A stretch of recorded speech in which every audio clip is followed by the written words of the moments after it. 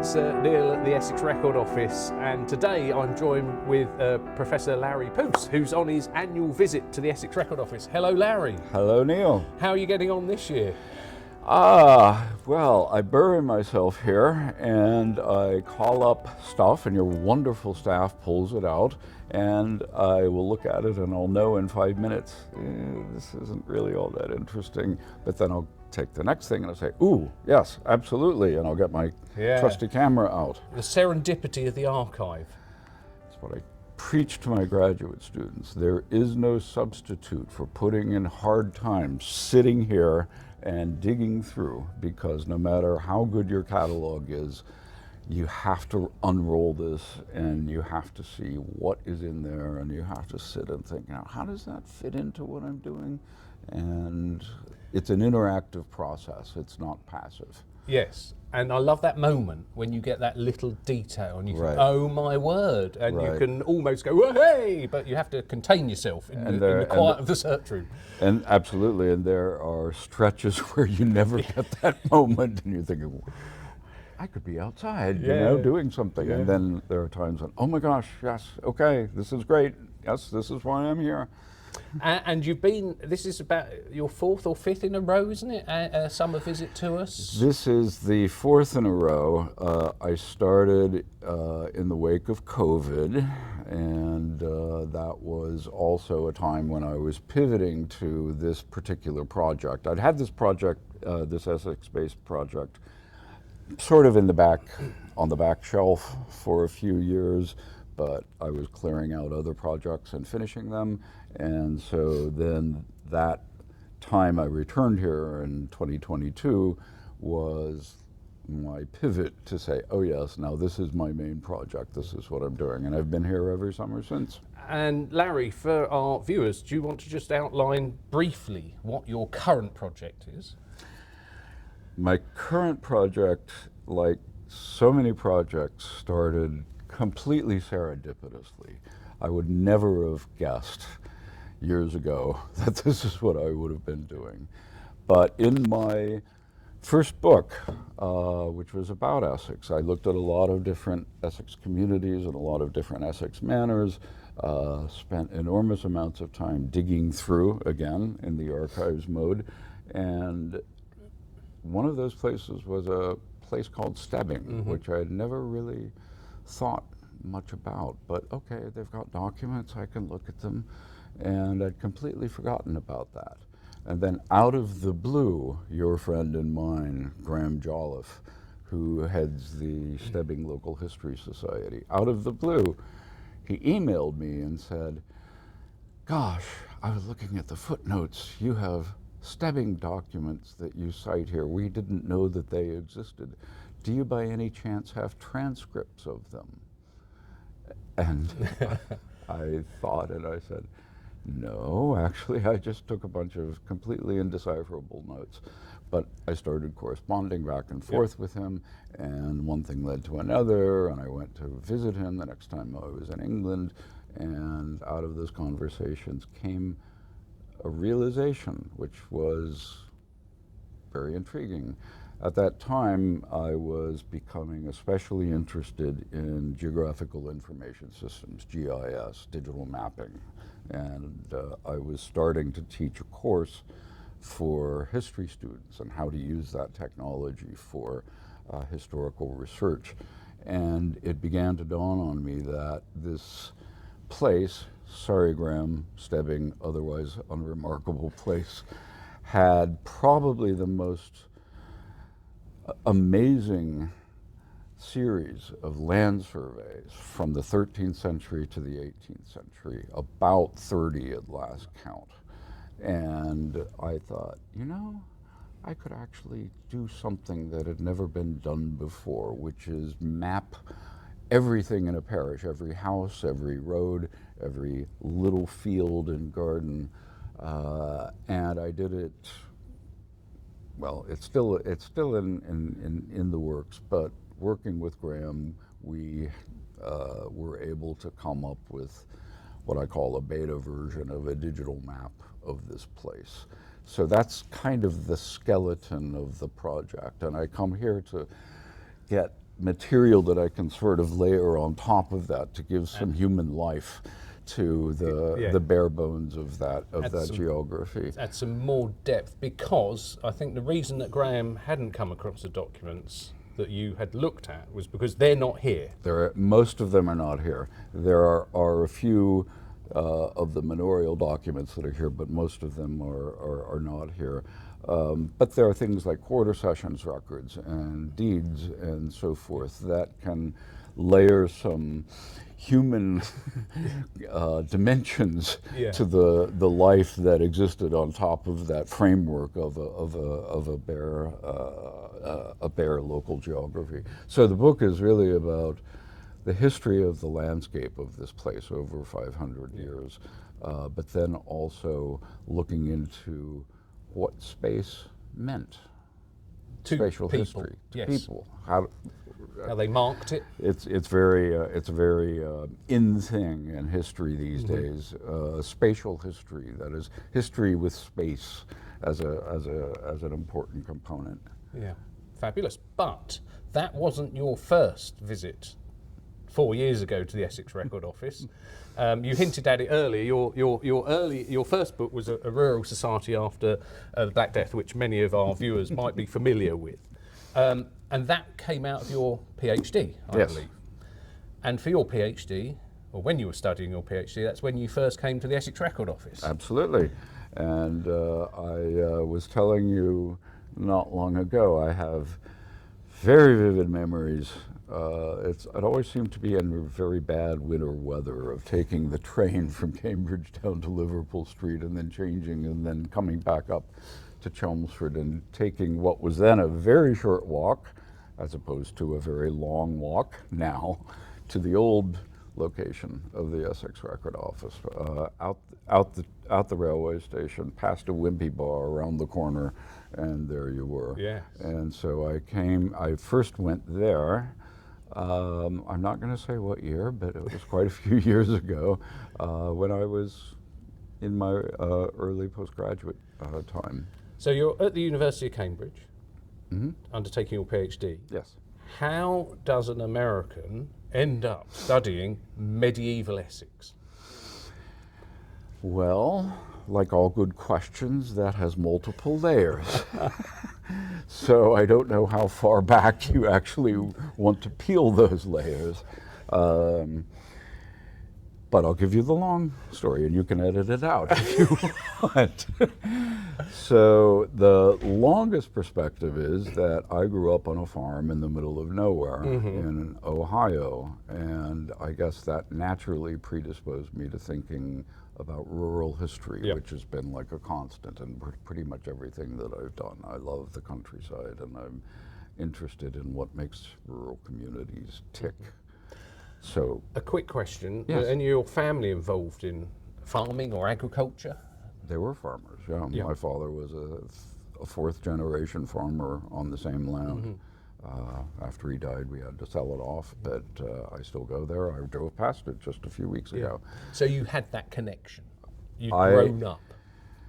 I was on a tractor going up and down a field by the time I was 11. Yeah.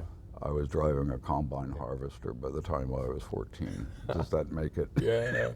Does that make it tangible for you? Yeah. And I went to such a local state school that they were so backward that I got 4 years of Latin and advanced pre-calculus and statistics and things of that sort. So when I went to university,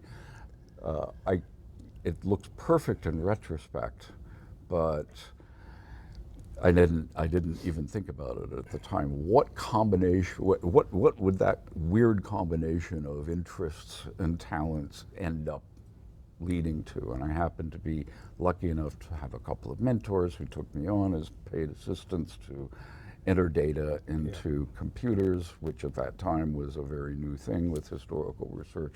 And I thought, oh gosh, that's fascinating. I could actually pull all of those things together.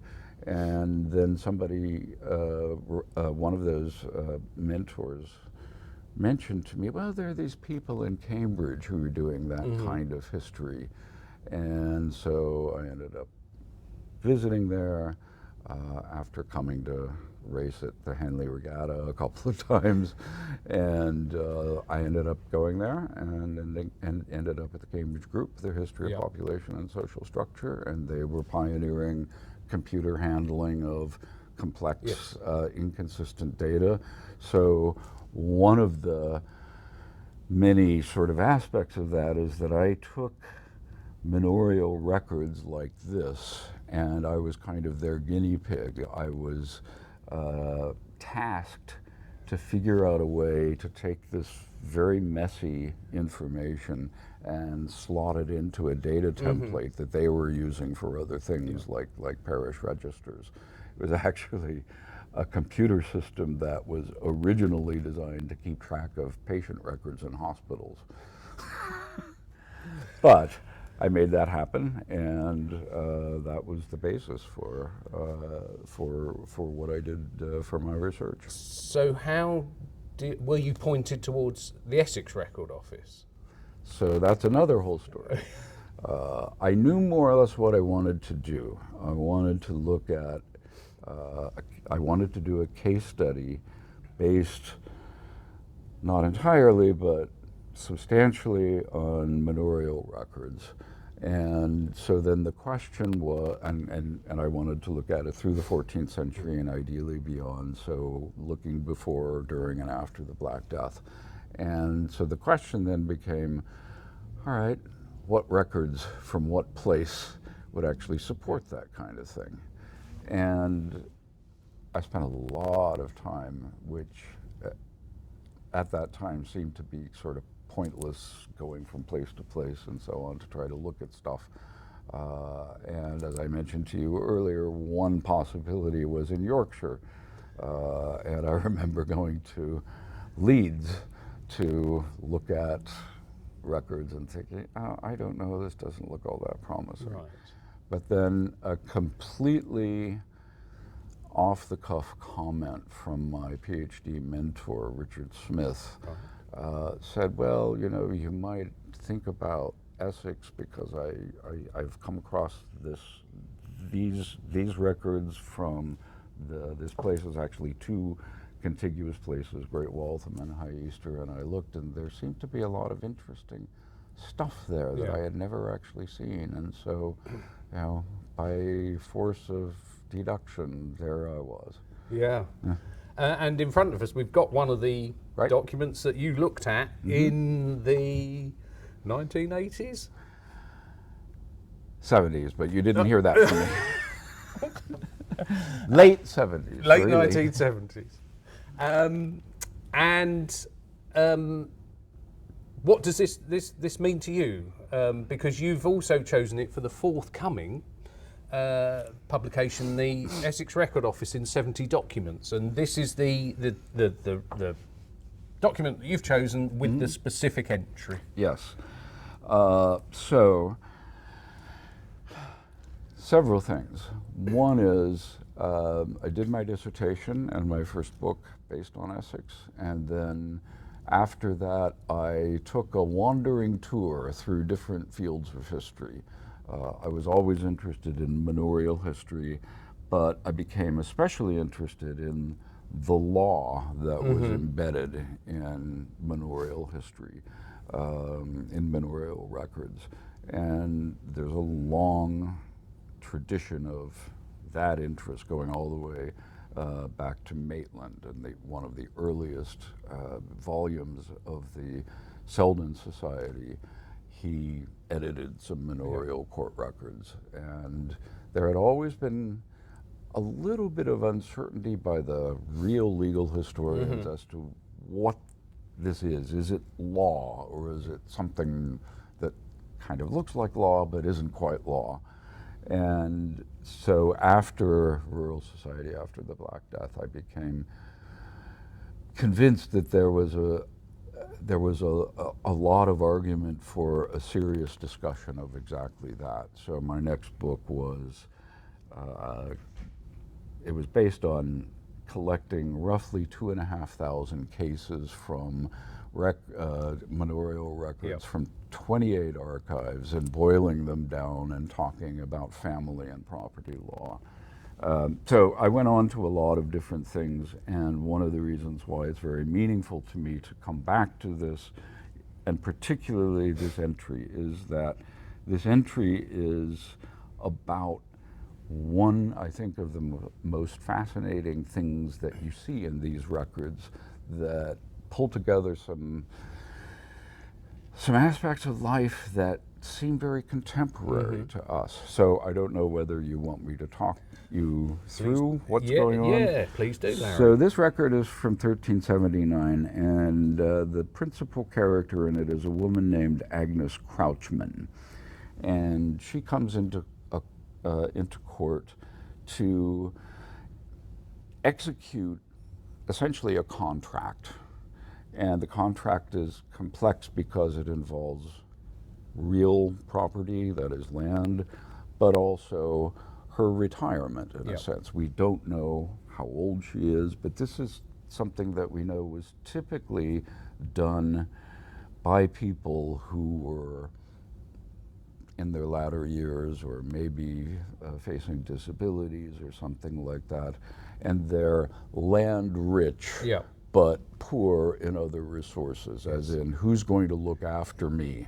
Who's going to guarantee that I'm not going to fall into utter poverty? And so for those who had the advantage of having land, they had this option. And this is a really nice example because she surrenders her property, which is a messuage, that's a house, site, buildings, and so on, 9 acres of land and half an acre of pasture.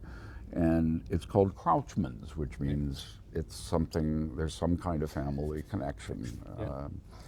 And she's surrendering them to a man and his wife, but with conditions.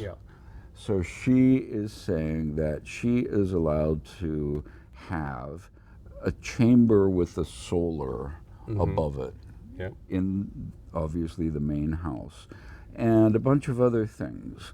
So she has the right to use the kitchen. Obviously, at this time, the kitchen would be a separate building, so she would be able to go in and basically cook for herself. And it's very detailed entries about she'll have a building, a barn or cattle shed or something for keeping cows and pigs and sheep, and she is reserving a little bit of the property to herself for life. And so essentially she's giving up the future ownership of this property, conditional upon being taken care of. So this, we're presuming she doesn't have any children. See, the thing is, we really don't know. It's just hypothetically, it might be possible to trace back and see whether there's any mention of them, but the presumption must be either she has no children or her children have gone away and there's nothing else. So the presumption must be that she's alone and she's buying her security in her old age, which I think is wonderful. And there is a chronology to these things. They became very common in the early 14th century, and then they sort of dissolve. You don't see them so much. This is 1379, but by 1400, I won't say that you don't see any of these, but they're less common, and that's probably because people who wanted to make that bargain, I've got land and I'm going to use it to buy something, their bargaining position is less strong because land is more plentiful after the Black Death and so forth. Is there an indication she's a widow?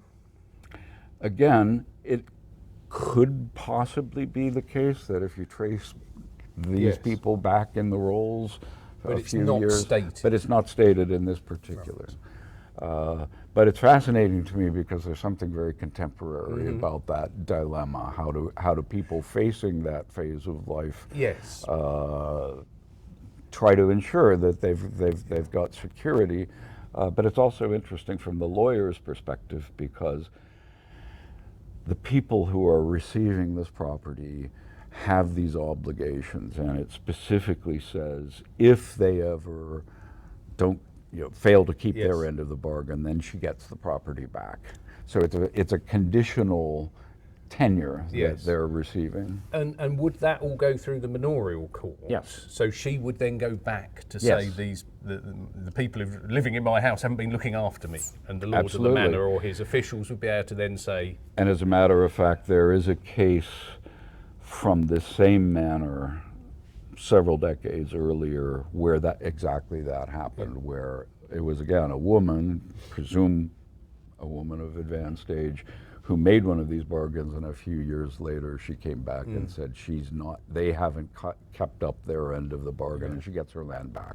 Wow, interesting. And then she turns around and does a similar bargain with completely different people. Oh, yeah, because she still needs the care. Right. Yeah, and long-term stability. She hasn't got any younger, but no. as the years have gone by. Yeah. So a complex piece of organisation in the local society going on then. They're these structures. So many different things come together in that one entry, and I just, again, reading it, I think how fascinating all of that is. And this is a piece of text that's only this long, and it boils all that down to it. And you can read it amazingly. I can pick out odd names, but it's amazing. Now, I seem to remember, Larry, that you said when your first visit to Chelmsford, you had an encounter. Yes, I did. It was one of those things that you don't really realize at the time is probably pretty significant. And then you realize a long time afterward, oh yes, actually I should have been a little bit more clued in at the time. So yes, in my first year in Cambridge, it was very disorganized back then. It's very different now. Your life or university? Yes. Yeah, or both. Yes. But I mean, the training of beginning doctoral students, it's very formalized now. Then they just sort of threw you in and say, well, go figure out how you're going to learn what you need to learn. Yeah. And one of the things was these, reading these documents. And there were a couple of very informal get-togethers by senior people who would help you read through these things. But it doesn't help to, learning how to read Carolingian capitularies does not help you learn how to read 14th century English. So you're cut records. loose and you find yourself in the search room in Chelmsford. Well, but before then, I had microfilms, I had specimens and things like that. So I was starting to work through it, and I would have occasional sessions with my mentor, Richard Smith, and I realized, okay, I've got a lot to learn here. But I had, after a year or so, I had got okay. Right. I mean, I was still there were still fine points, but I at that point I could read this and pretty much get through it without too much trouble. Now I teach graduate seminars in how to read this stuff, and it's. I marvel actually that people who have extremely good Latin will not necessarily take to this as an intellectual exercise. Right. And I like to say, it's great if you're a crossword puzzle fanatic or a Sudoku fanatic, which I happen to be in both cases. Yeah, there's similarities. Because they're both about seeing a few letters and figuring out what's missing. And I love to teach people, okay, of course you know what's missing there. Come on, and of course you have to figure out what verb tense it is. Yeah. And I love to see when the lights go off and they begin to do that. And I was in that phase. The lights were still going off. Yes. For this, so yes. So I believe it would probably have been around 1978, and I made that trip to Liverpool Street and back out and past the Wimpy Bar and into the old place. And so far as I know, although I can't say for sure, it's quite possibly this very record that I was looking at. And the story is very kind, courtly gentleman of advanced age came over, and I'm going to paraphrase. Of course, I can't remember exactly what he said, but he said something to the effect of, "Just so interesting to see you looking at that." And as soon as I opened my mouth, he realized I wasn't from Essex. And the thing that I remember is, and this I'm sure was grossly flattering, the thing that I remember is that he said, "We don't get people with such good paleography in here very often." And I thought, well, that's very kind of you, and that's it. And I only realized afterwards that that was F.G. Emerson. Our first county archivist. Right. At that point retired, but still visiting the record office. That's right. I got the impression he was there quite often. Yeah. Yes, he was. Did you have, remember any other members of staff that might have assisted or been on hand? Honestly, I don't, and that's not meant to be rude to them, but I mean, it was, I was nobody then, and there's no reason they should have taken any notice of me, and I was kind of laser focused on what I was trying to do. So, not quite 50 years later. Not quite. Not quite. Getting there. But you're still emerged in Essex Records. I am. You mentioned the Stebbing project with the Stebbing Local History. I know we're coming up to time soon, but have you got any ideas or thoughts about how much longer you have before that comes to a conclusion and publication comes out of it, lots of lovely maps and so on in it? Gosh, so yes, I have thought about that very much, and every time I think about it, the time horizon seems to recede further into the I do distance. seem to think every year you say it'll be in 4 years' time. Yeah, well, it's always 4 years from now. This is a pattern with me. My last couple of books have been in this same category. The first element of that pattern is the local case study. I've been a lifelong passionate zealot for local history in what I think of as the very English mode, and I trace that all the way back to the Leicester Department of English Local History. Very influential on me because I think that the depth and detail of a local history exercise simply makes things clearer and more detailed, more granular, to use a trendy term, than it can ever be, than anything could ever be if you step back and look at it further. And that means a certain kind of immersion.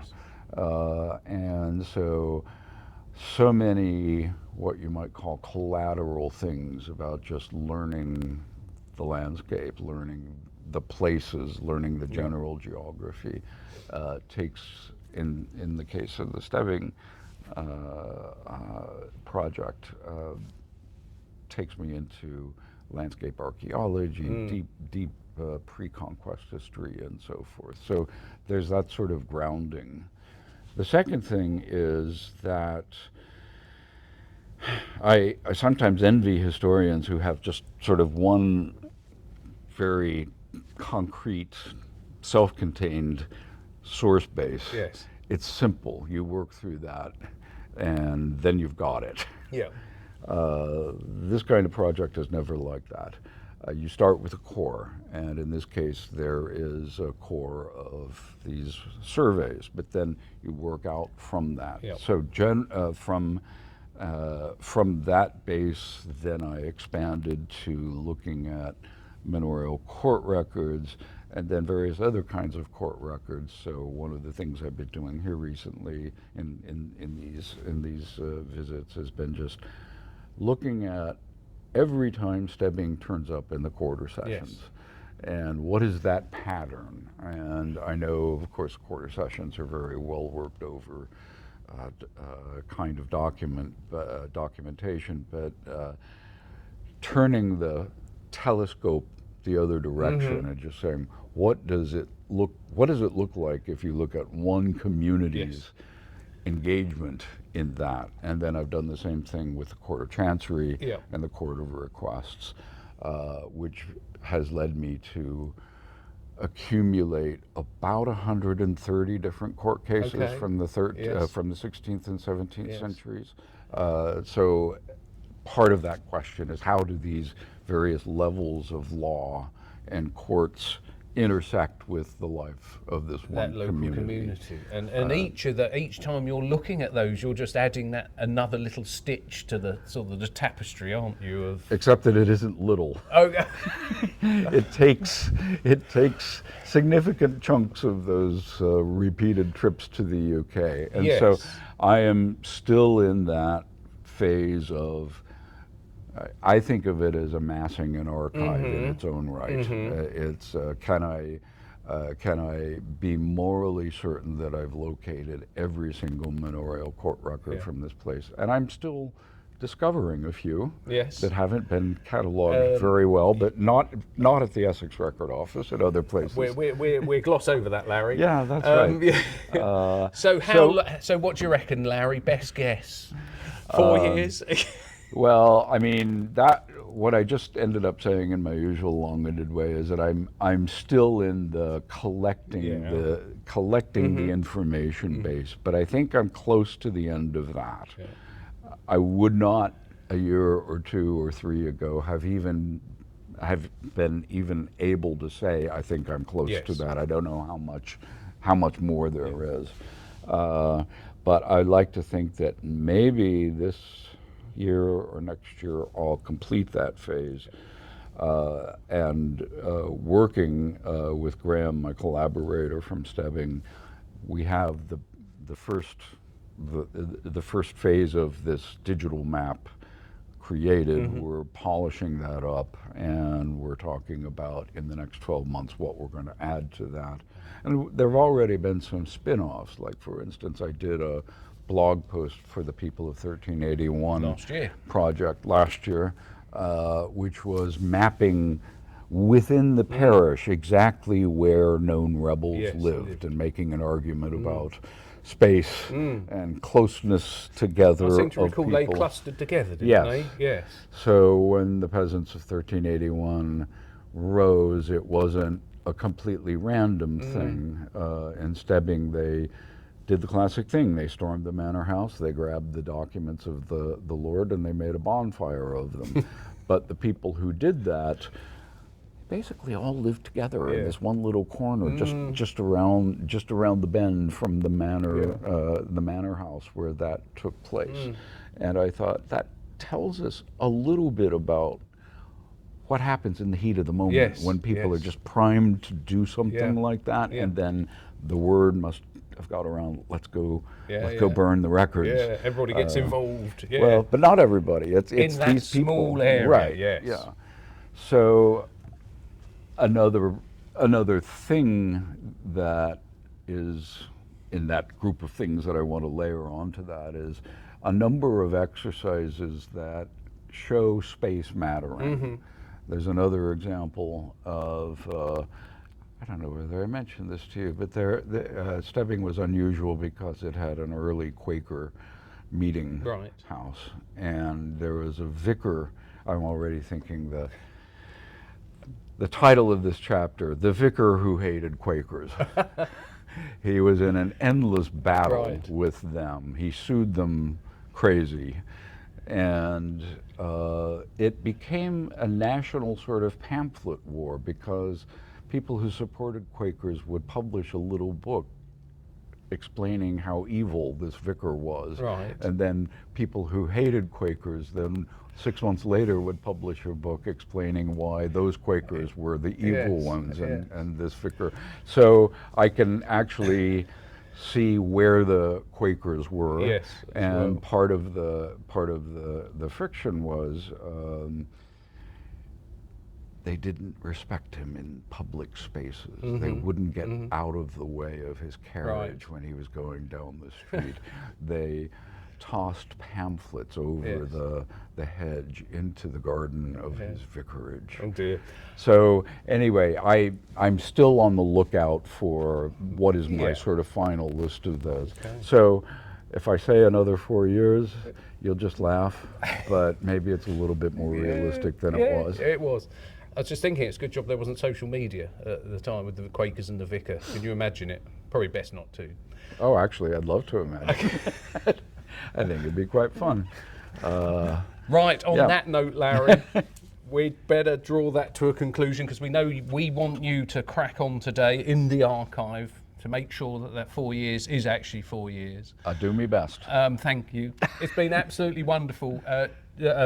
You sharing your stories of the Record Office and sharing your knowledge of this document, and we've gone around the houses, and it's been lovely.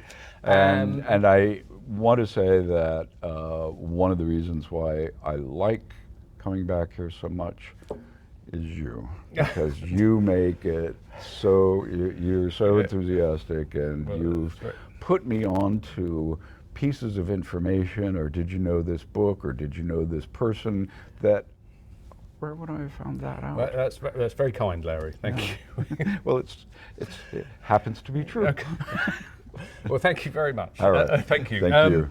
Thank you. And then to everybody else out there, keep a lookout for our details on our forthcoming book, The Essex Record Office in 70 Details.